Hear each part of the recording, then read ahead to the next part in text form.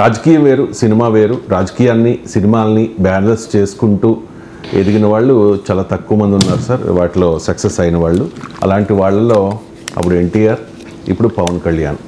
పవన్ కళ్యాణ్ హరిహర వీరమల్లు అనే సినిమాలో యాక్ట్ చేస్తూ ఉన్నారు సార్. వాస్తవానికి ఈ సినిమా 2024 ఎన్నికలకు ముందే రిలీజ్ కావాల్సి ఉంది. కానీ ఎన్నికల ప్రచారంలో బిజీగా ఉండడం వల్ల, ఎలక్షనీరింగ్లో బిజీగా ఉండడం వల్ల పోస్ట్పోన్ చేసుకున్నారు సినిమాని. ఇప్పుడు ప్రొడ్యూసర్లు ప్రెజర్ ఉంటుంది కదా సార్, సో చాలా డబ్బులు పెట్టాం, ఖచ్చితంగా మీరు సినిమాల్లో పాల్గొవాలి అంటే దీన్ని బ్యాలెన్స్ చేసుకుంటూ ఆయన రాత్రి షూటింగ్ల్లో పాల్గొంటూ ఉన్నారు.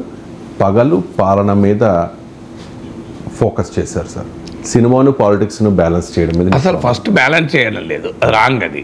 సినిమా ఈవెన్ ఎన్టీఆర్ కూడా బ్యాలెన్స్ చేయలేదు. బ్యాలెన్స్ అంటే అర్థమైంది ఈక్వల్ ప్రాధాన్యత ఇవ్వడం, అంతే కదా మీనింగ్. ఎన్టీ రామారావు కూడా ఈక్వల్ ప్రాధాన్యత ఇవ్వలే. పాలిటిక్సే ప్రధానము, రెండింటికి న్యాయం చేయడం. రెండింటికి న్యాయం కాదు, పాలిటిక్స్కే ప్రధానము.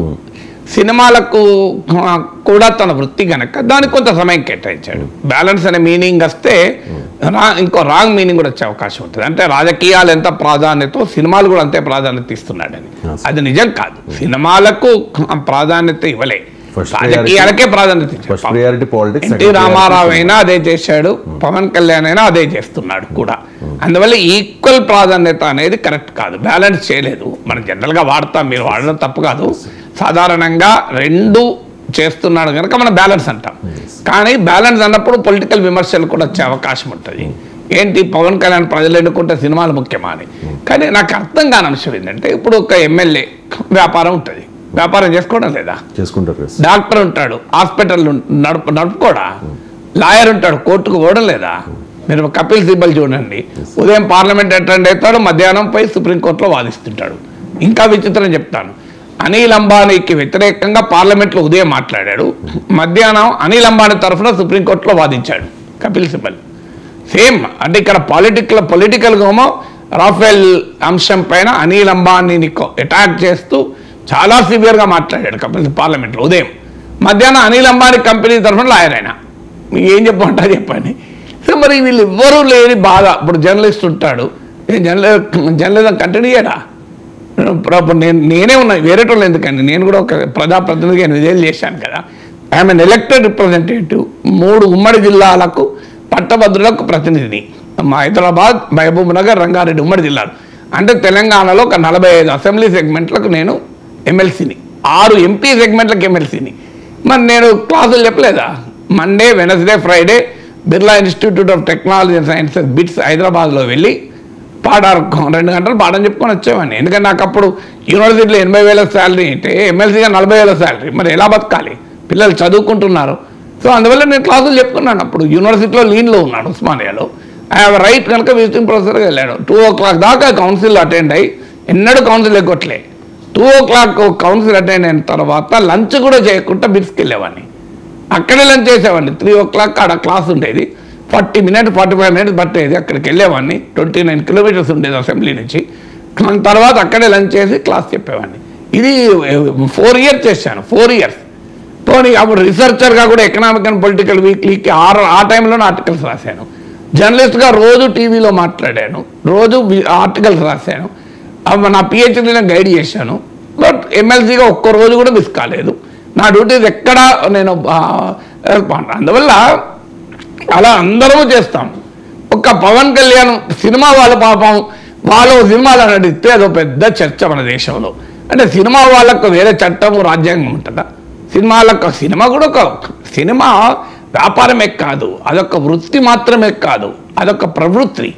అంటే సినిమా కళాకారులు ఎప్పుడు కూడా వాళ్ళు బతకలేరు. ఇప్పుడు నన్ను అడిగితే నేను మాట్లాడకుండా బతకలేను. I cannot live without reading, writing, speaking. Ravishankar ఉండలేను నేను. ఇప్పుడు నేను 1-2 రోజులు కనుక నేను చదవకుండా ఉంటే నాకు తల్ల నొప్పి పెరిగిపోయి హాస్పిటల్కి అడ్మిట్ అయ్యాను. 1 week కనుక చదవకపోతే, 1 week నేను రాయకపోతే I will definitely get in hospital. అంత గ్యారెంటీ చెప్పగలుగుతాను. ఎందుకంటే ఏ కళలను ఆరాధించేవాడు, కళల్ని ఆస్వాదించేవాడు అన్నం లేకుండా బతకగలుగుతాడు, కళ లేకుండా బతకలేడు. అందువల్ల మనము పవన్ కళ్యాణ్ కేవలం సినిమా అంటే వ్యాపారం, డబ్బులు వస్తాయి, 100 కోట్లు వస్తాయి, 50 కోట్లు వస్తాయి అనే యాంగిల్ చూడకూడదు. That is his profession. Right to business, right to profession fundamental right. Pawan Kalyan పాలిటిక్స్లో ఏదైనా ఫండమెంటల్ రైట్ కోల్పోతారా? మీరు ఫండమెంటల్ రైట్లో చూడండి, freedom to have any avocation, ఇది ఫండమెంటల్ రైట్. ఎక్కడా లేదు రాజకీయాల్లో ఉంటే నీ ఫ్రీడమ్ వదులుకోవాలి, ఫండమెంటల్ రైట్. పాలిటిక్స్లో ఉన్న ఫండమెంటల్ రైట్స్ పోతాయా ఎక్కడన్నా? పాలిటిక్స్లో ఉంటే ఫండమెంటల్ రైట్ ప్రాథమిక హక్కులు దూరమవుతారా?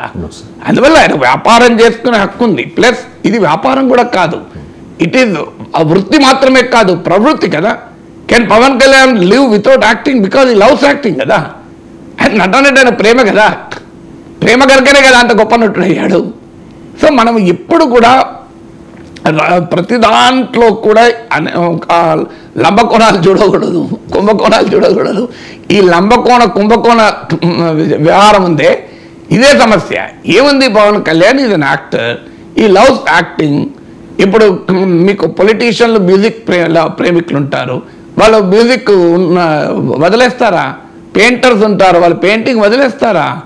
మీకు వాళ్ళు ఏది వదులుతారు? వాళ్ళు క్రీడాకారులు ఉంటారు, వాళ్ళు క్రీడలు వదిలేస్తారా? సో అందువల్ల పవన్ కళ్యాణ్ చేసేది 110% కరెక్ట్. ఇకపోతే ఏంటి, పాలిటిక్స్ వదిలేసి ఆ పని చేసింది అనుకోండి. ఇప్పుడు ఆయన ప్రధానమైంది బాధ్యత, ఆయన పొలిటీషియన్, అది వదిలేసి చేస్తే మనం తప్ప, అది వదిలేసి చేయడం లేదు కదా.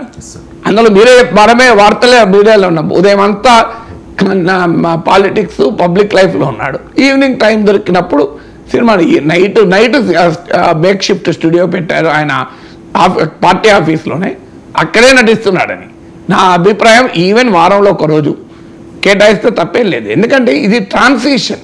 ఎప్పుడైనా పొలిటీషియన్ నుంచి యాక్టర్ నుంచి పొలిటీషియన్గా ట్రాన్సిషన్ పీరియడ్ కదా. యాక్టర్ టు పొలిటీషియన్ కాదు, ఇప్పుడు actor to politician to ruling politician. ఈ ట్రాన్సిషన్ పీరియడ్లో బ్యాలెన్స్ ఉంటుంది కదా, ఇప్పుడు ఆ బ్యాలెన్స్ పూర్తి చేసుకోవాలి కదా.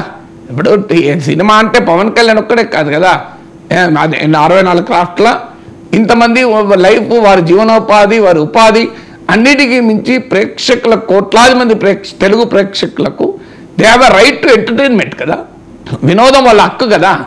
అందువల్ల పవన్ కళ్యాణ్ సినిమాను చూడాలని కోరుకునే కోట్లాది తెలుగు ప్రజలు ఎందుకు డిప్రైవ్ కావాలి? అలా ఉంటుంది మనకు. ఇప్పుడు నాకే అనుభవం, 2021లో నేను ఎమ్మెల్సీగా మళ్ళీ పోటీ చేస్తున్నాను ప్రకటించినప్పుడు, మీరు చూడండి నా యూట్యూబ్లో కామెంట్స్ ఉంటాయి. నేను లైవ్లో అప్పుడు పాండమిక్ టైము లైవ్లో అనౌన్స్ చేశాను, 60,000 మంది లైవ్లో చూశారు. అప్పుడు కింద కామెంట్లు, తర్వాత కూడా కామెంట్లు ఏంటంటే, సార్ మీరు ఎమ్మెల్సీ గెలవాలని మాకుంది, కానీ మీకు ఓటేయలేము. ఎందుకు ఓటేయలేమని అంటే, మీరు ఎమ్మెల్సీ అయితే మాకు యూట్యూబ్లో విశ్లేషణ తగ్గిపోతుంది, మీరు మాకు రోజు ఎడ్యుకేషన్ ఇస్తున్నారు, విషయాన్ని తెలుపుతున్నారు అని చెప్పి నాకు మెసేజ్లు. మీ మీద అభిమానం ఉంది, కానీ మీరు మళ్ళీ ఎమ్మెల్సీ అయితే బిజీ అయిపోతారు, మాకు అందుబాటులో ఉండరు, ఇప్పుడు 100% టైం మీరు మాకు కేటాయిస్తున్నారు అని కూడా మెసేజ్లు వచ్చాయి. అలా కూడా ఉంటారు రియాక్షన్. బట్ అల్టిమేట్గా పవన్ కళ్యాణ్ పాలిటిక్స్లో ఆయన ఇప్పుడు కాదు, నేను ఆయన ఎలక్షన్స్కి ముందు కూడా వైసీపీ వాళ్ళు విమర్శ చేస్తే నేను చెప్పేవాడిని, ఆయన సినిమా ఎక్కువ, ఇంటర్వెల్ తక్కువ అని. ఇప్పుడు ఇంటర్వెల్ ఉండలేదు కదా సినిమానే, ఇప్పుడు సినిమానే మొత్తం రాజకీయమే చేస్తున్నాడు, నో ఇంటర్వెల్ కదా, వితౌట్ ఇంటర్వెల్ చేస్తున్నాడు కదా. సో అందువల్ల వీ షుడ్ అప్రిషియేట్ ఇట్. ఆయన ఈజ్ ఎ గ్రేట్ యాక్టర్, కోట్లాది తెలుగు ప్రేక్షకులు అభిమానించే నటుడు. ఆయన మనకు పవన్ కళ్యాణ్లో రాజకీయ నాయకుడు కావాలి, పవన్ కళ్యాణ్ నటుడు కావాలి. ఈ రెండు పరస్పర విరుద్ధమేం కాదు, ఈ రెండింటి బ్యాలెన్స్ చేస్తూ, బ్యాలెన్స్ కూడా అవసరం లేదు, దాని ప్రధానం ఒకటి, అప్రధానం ఒకటి.